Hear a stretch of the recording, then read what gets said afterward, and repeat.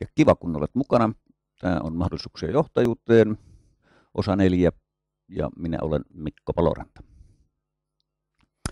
Tässä edellisellä kerralla käsiteltiin tätä kuviota ja siitä erityisesti näitä ylempiä kerroksia, jossa puhutaan tunteista ja tällaisista.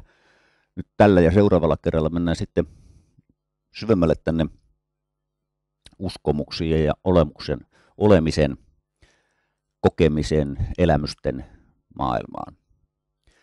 Ja tuossa aluksi puhuttiin osassa 1 tästä häkistä, missä me elämme, jokainen, tahdomme tai emme. Häkin koko on sitten riippuu siitä, miten asioita katselemme.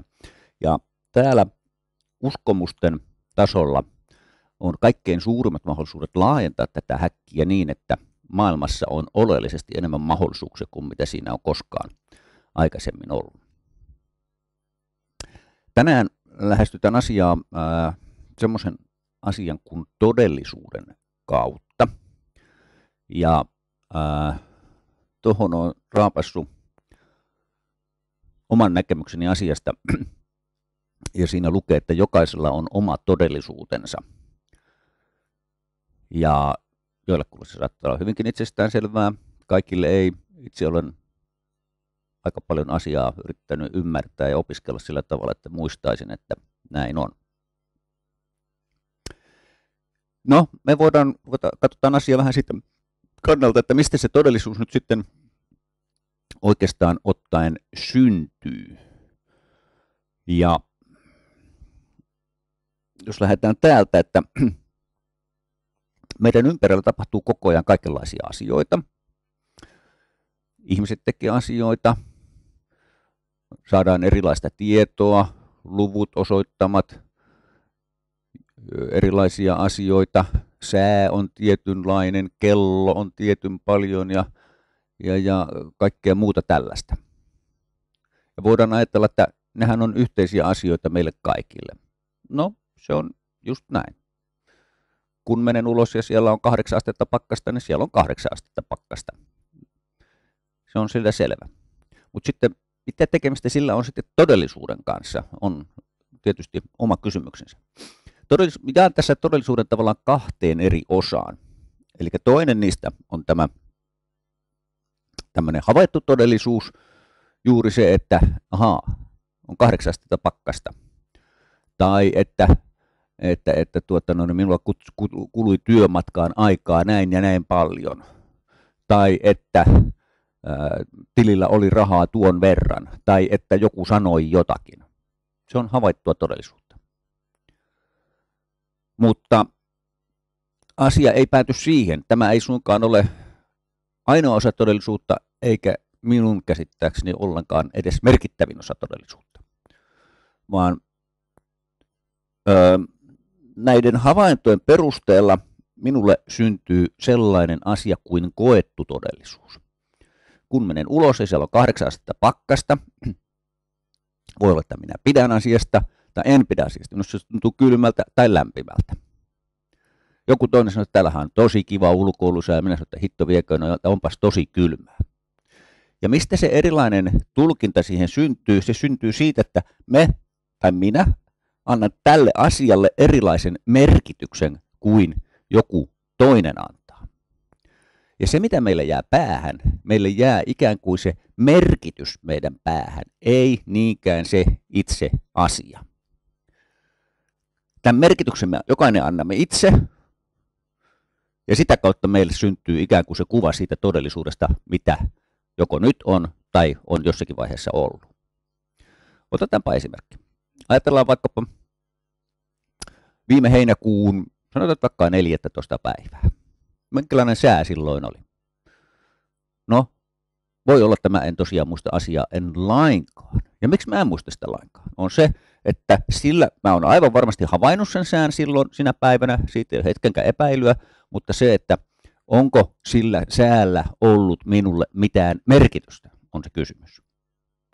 Jos silloin sattukin olemaan serkun tyttären häät, ja olin häissä, niin minä todennäköisesti muistan sen säänkin, koska se tapahtuma on ollut minulle merkittävä. Ja sää sitten oli, mitä oli. Se oli erittäin upea päivä hääpäiväksi, tai sitten sattui todella surkea päivä, satoi ja tuuli, tai sitten se oli jotakin siitä puolesta välistä. Mutta sillä asialla oli minulle merkitystä. Ja ne asiat me muistetaan, ne on meidän todellisuutta, joilla meille on merkitystä. Jos nyt ajatellaan vaikkapa, että minkälaisen auton viereen lykkäsin autoni, kun tulin töihin. Jos nyt sattumalta jätin sen sinne vaikka kadun varteen, no en varmaan se löytänyt kenenkään viereen, vaan eteen tai taakse. Mutta tuskinpa muistan asiaa, koska sillä ei ole mitään merkitystä. Mutta jos siinä olisi sattunut olemaan naapurin auto suoraan edessä, minä sen naapurin taakse olisin parkkeerannut, niin olisin huomannut, että ahaa, niin, minä parkkeerasin sen naapurin auton taakse. Sillä asialla on minulle merkitystä.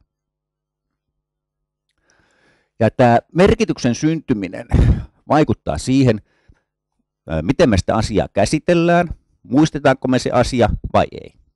Esimerkiksi se, että paljonko maksoit viimeiseksi kahvikupista, kun jossakin kuppin kahvia tilasit. Aivan varmasti se asia on jollakin tavalla selvinnyt. Kiinnititkö siihen sitten mitään huomiota tai ei, riippuu siitä, oliko sille mitään merkitystä. Me muistamme ja meidän todellisuudeksemme muuttuvat käytännössä vain nämä asiat, joilla on meille merkitystä. Eli koettu todellisuus on se asia, joka muodostuu meidän todellisuudeksemme. Itse asiassa nämä havainnot, ne tapahtumat saattavat siirtyä kokonaan syrjään, vaan tärkeäksi asiaksi meidän todellisuus, lähes niin kuin ihmisillä yleensäkin, muodostuu sen kautta, että minkä me koemme ja minkälaiseksi. Ja sitten kun ajatellaan tilannetta, että ollaan yhteistyössä, ihan missä tahansa, kotona, puolison kanssa, lasten kanssa, tuttavien kanssa, työpaikalla, pomon, kollegoiden, asiakkaiden kanssa. Ja vaikka meillä on samat tapahtumat tapahtunut jossakin tilanteessa, niin jokainen meistä on muodostanut niille asioille oman merkityksensä. Ja sitä kautta jokaisen meistä todellisuus on muodostunut erilaiseksi, vaikka meillä se havaittu todellisuus siellä taustalla saattaa olla pilkulleen samanlainen.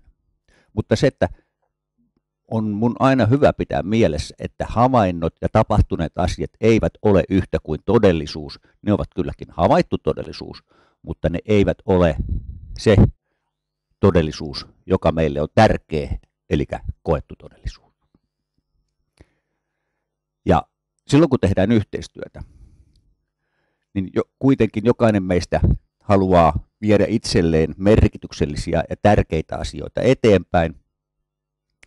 Ja siitä syystä tuo koettu todellisuus muodostuu siksi todellisuudeksi, jota me pidämme todellisuutena. Ja tässä yhteydessä ehkä se tärkein viesti on juuri se, että sellaista asiaa kuin yhteinen todellisuus ei ole olemassa.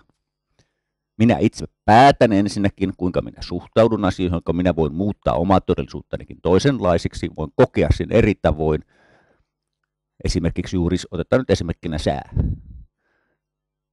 Minä voin kokea, että sää on hieno ulkoilusää, tai sitten minä voin kokea, että aivan kamala sää, mutta minä voin itse päättää sen, minkälaisen kokemuksen minä siitä hankin. Ja se, että jokainen meistä sitten tekee oman tulkintansa siitä todellisuudesta, mikä on.